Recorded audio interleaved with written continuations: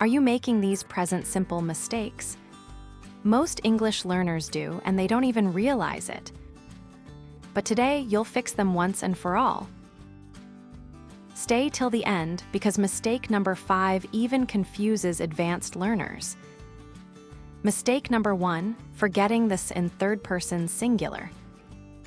For example, she walked to school every day. Wrong, it should be, she walks to school every day. With he, she, it, always add s to the verb. Easy rule, easy mistake. Mistake number 2, using do instead of does in questions.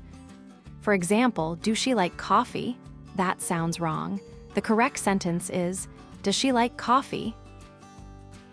Remember, does is for he, she, it. Do is for I, you, we, they. Get this wrong and your question will sound strange. Mistake number 3, using the wrong verb form after does. For example, she doesn't like pizza. Oops, after doesn't, we don't add s to the verb. The correct sentence is, she doesn't like pizza. One mistake and your sentence sounds unnatural.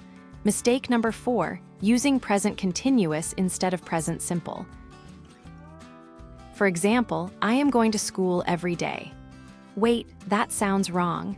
The correct sentence is, I go to school every day. Present simple is for routines, not actions happening now. Don't mix them up. Mistake number 5, double negatives.